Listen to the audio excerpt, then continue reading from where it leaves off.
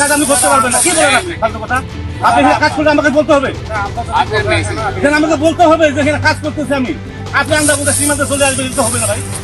তো বন্ধুরা, নিজেদের স্ক্রিনে থাকা এই ভিডিওটিকে ভালো করে দেখুন। হ্যাঁ, ভালো করে দেখুন এই ছবিগুলোকে।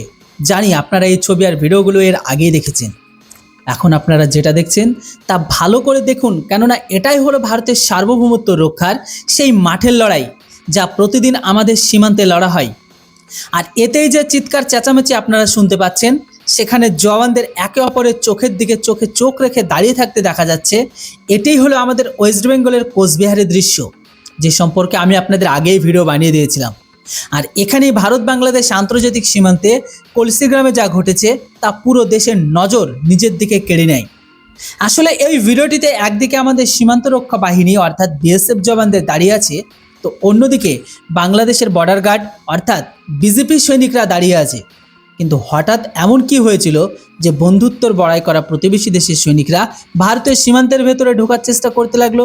কেন ভারতের মাটিতে কাঁটাতারে বেড়ে দেওয়াতে বাংলাদেশের এত জ্বলন হচ্ছে? তো আজকের এই রিপোর্টে আমরা এই ভিডিওর প্রতিটি অংশের ময়নাতদন্ত করব। তবে তার আগে আরও একবার এই ভিডিওটিকে ভালো করে দেখুন, যদিও এটাকে নিয়ে আমি এর আগেও ভিডিও দিয়েছি। তো দেখুন, আপনারা নিজেরাই দেখতে পাচ্ছেন কিভাবে ভারতীয় ভূমি সংস্কার দপ্তরের কর্মচারীরা নিজেদের কাজ করছিলেন। তারা শান্তভাবে ফিতে দিয়ে জমি মাপ করছিল।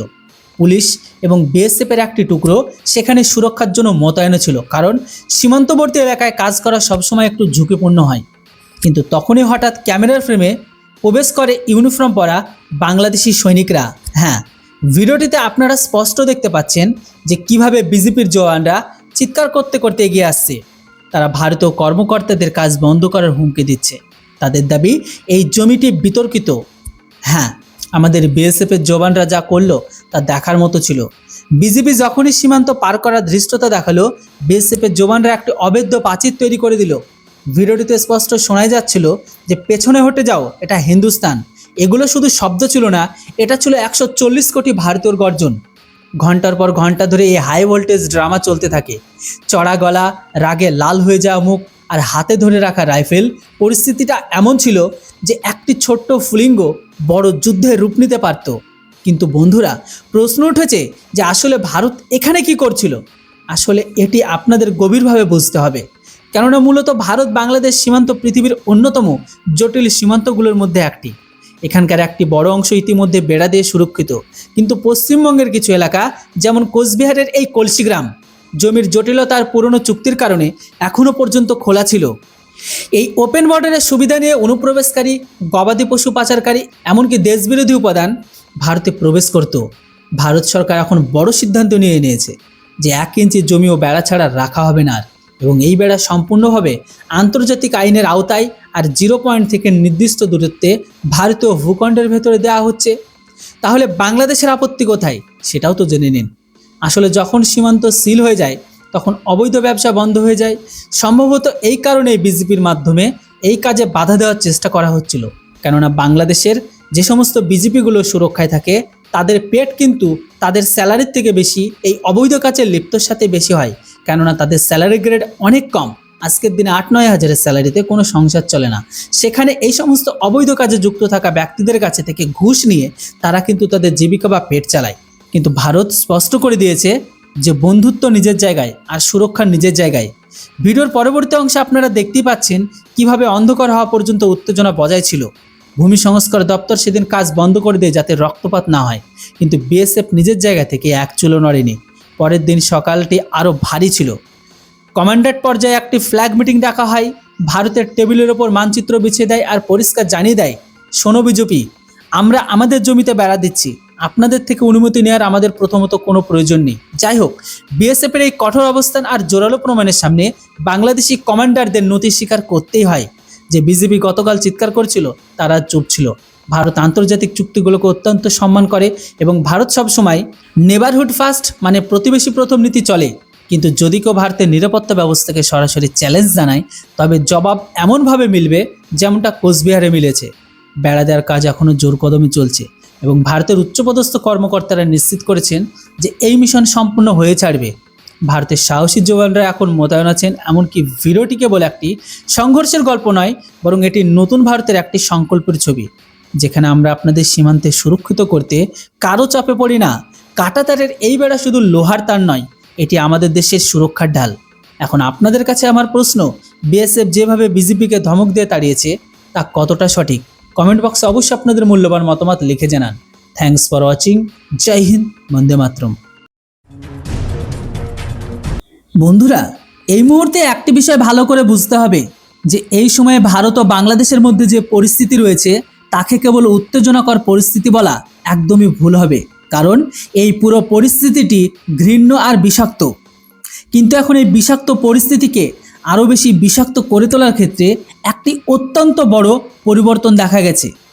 যেমনটা এই পর্যন্ত ভারত কেবল এটাই ভেবেছিল যে বাংলাদেশের নেতারা রাজনৈতিক ফায়দা লোটার উদ্দেশ্যে ভারত বিরোধী বিষাক্ত স্টেটমেন্ট দিচ্ছেন, কিন্তু পরবর্তীতে পরিস্থিতি স্বাভাবিক হবে, কারণ বাংলাদেশের সেনাবাহিনী বাংলাদেশের নেতাদের বিষাক্ত বক্তব্যকে সমর্থন করে না। কিন্তু এখন আপনারা জেনে অবাক হবেন যে এখন খোদ বাংলাদেশের সেনাবাহিনীর বেশ কয়েকজন বড় বড় কর্মকর্তা এবং অনেক প্রাক্তন কর্মকর্তাও আছে, তারা এই পুরো পরিস্থিতিকে আরও বেশি বিষাক্ত করে তুলতে চান। মানে সহজ কথায় বলতে গেলে বাংলাদেশের সেনাবাহিনী এখন হঠাৎ করে পাকিস্তানি সেনাবাহিনীর রাস্তায় চলা শুরু করেছে। হ্যাঁ, কিন্তু এখন প্রশ্ন হলো, আসলে বাংলাদেশের সেনাবাহিনী ভারত বিরোধী পরিবেশ তৈরি করে কী লাভ পাবে? তো এখন আপনাদের এখানে জানিয়ে রাখি যে পশ্চিম এশিয়ার কিছু বড় কূটনৈতিক চ্যানেল দাবি করেছে যে বাংলাদেশের সেনাবাহিনী নিজের গুরুত্ব বাড়াতে চায় এবং বাংলাদেশের সেনাবাহিনীতে যে ভারত বিরোধী মানসিকতা সম্পন্ন বড় কর্মকর্তা রয়েছেন তারা ভারত বিরোধী মানসিকতাকে আরও বেশি হাওয়া দিচ্ছেন, কারণ ভারতের সাথে যত বেশি উত্তেজনা বাড়বে বাংলাদেশের সেনাবাহিনীর গুরুত্ব তত বাড়বে, সেনাবাহিনীর পেছনে খরচ বাড়বে, প্রতিরক্ষা বাজেট বৃদ্ধি পাবে এবং বাংলাদেশের সেনাবাহিনীর রাজনীতির মূল কেন্দ্রে চলে আসবে। ঠিক যেমনটা পাকিস্তানের সেনাবাহিনী পাকিস্তানের সব কিছু এক্স্যাক্টলি। তবে এখন প্রশ্ন হলো, ভারত কি এই সব কিছু জানে না? তো আপনাদের জানিয়ে রাখি, ভারত সব কিছুই জানে, কারণ ভারতের ইন্টেলিজেন্স ব্যুরো স্বরাষ্ট্র মন্ত্রককে একটি রিপোর্ট পাঠিয়েছে, আর তাতে স্পষ্ট ভাষায় সতর্কবার্তা দেওয়া হয়েছে যে বাংলাদেশ ভারতের বিরুদ্ধে একটি বিশাল হাইব্রিড ওয়ারফেয়ার ফ্রন্ট তৈরি করছে। হ্যাঁ, তবে এখন এখানে একটা জানা আকর্ষণীয় হবে যে যদি এটি ভারত আর বাংলাদেশের প্রতিটি পদক্ষেপের কথা জানে, তাহলে ভারত কেন কোনো পদক্ষেপ গ্রহণ করছে না? তো এখন আপনাদের জানিয়ে রাখি যে ভারতের বিএসএফকে কোয়ারসিভ ডিপ্লোমেসি বল প্রয়োগের কূটনীতির অনুমোদন দিয়ে দিয়েছে। তবে এই অনুমোদনের মানে কি হবে সেটা বলার আগে আপনাদের এটাও জানিয়ে রাখি যে এখনও পর্যন্ত এই পুরো বিষয়টি বিএসএফের হাতেই রয়েছে।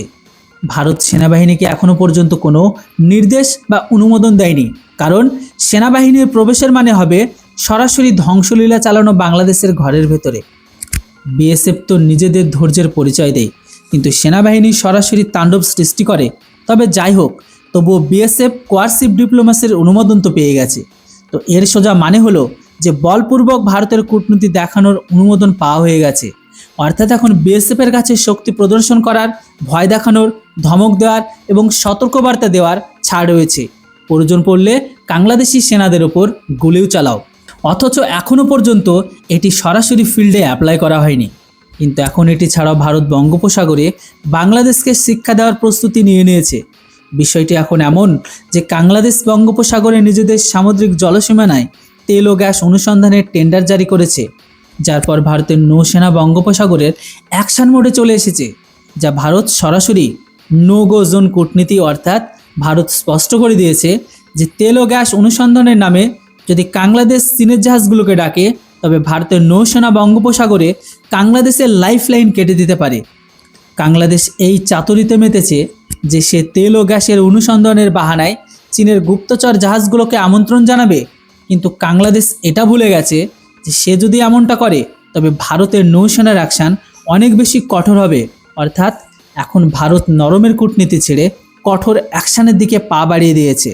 তবে সাম্প্রতিক সময়ে বাংলাদেশের সন্ত্রাসী বিজিবি, হ্যাঁ, আর সেই দেশের ইসলাম প্রোডাক্ট গ্রহণকারী টুপিদের রাখা সন্ত্রাসী বা ইসলাম প্রোডাক্ট গ্রহণকারী জিহাদিগুলো যেভাবে ভারতের পেছনে উঠে পড়ে লেগেছে, তবে বর্তমান এই ভূ রাজনৈতিক প্রেক্ষাপট ভারতের কৌশলগত অবস্থান বিশ্লেষণ করলে স্পষ্ট বোঝা যায় ভারত যদি সত্যি কোনো এদের ওপর কঠোর পদক্ষেপ নেওয়ার সিদ্ধান্ত নেয় তবে তার প্রভাব হবে বহুমুখী ও সদূরপ্রসারী। কেননা ভারতের গোয়েন্দা সামরিক নথিতে যে বিষয়গুলোকে হাইব্রিড ওয়ারফেয়ার ফ্রন্ট বলা হচ্ছে, সেটির জবাব ভারতও মূলত 3টি স্তরে দিতে পারে। প্রথমত কূটনৈতিক, দ্বিতীয়ত অর্থনৈতিক চাপ, তৃতীয়ত সীমান্ত কড়াকড়ি ও সামুদ্রিক নিয়ন্ত্রণ। হ্যাঁ, তবে এখানে ভারত কোনো পদক্ষেপ নিলে কি কি ঘটতে পারে সেটাও আপনাদের জানিয়ে দিই। তো দেখুন, কোয়ার্সি ডিপ্লোমেসি বা বল প্রয়োগের কূটনীতি। এখানে ভারত সরাসরি সামরিক সংঘাতে না গিয়েও প্রথমে বিএসএফ এবং কূটনৈতিক স্তরে চাপ বাড়াবে। যেমন ধরে নিন সীমান্তে কঠোরতা, মানে আর কোনো ওয়ার্নিং নয়, কোনো উল্টোপাল্টা কাজ দেখলে সেটা বিজেপি হোক বা সে দেশের সন্ত্রাসী ব্যক্তিরা সোজা গুলি চালাও। কেননা এতকাল সীমান্তে যে ধৈর্য বা সংযম দেখানো হতো বিএসএফের তরফ থেকে, সেটির বদলে বিএসএফকে অনেক বেশি আগ্রাসী ভূমিকা বা ফ্রি হ্যান্ড দেওয়া হয়েছে। অনুপ্রবেশ, চোরাচালান বা বিজেপির ইসলাম প্রোডাক্ট গ্রহণকারী বিজেপির যে কোনো উস্কানি জবাবে তাৎক্ষণিক কঠোর শক্তি প্রদর্শন করা হবে।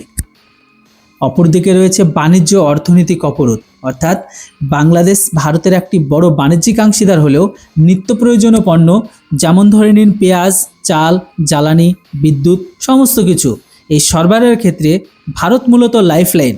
ভারত যদি এই সমস্ত রপ্তানি একেবারে সীমিত করে দেয় বা শুল্ক বাড়িয়ে দেয়, তবে বাংলাদেশের অভ্যন্তরীণ তীব্র অর্থনৈতিক সংকট বা মুদ্রাস্ফীতি দেখা দিতে পারে।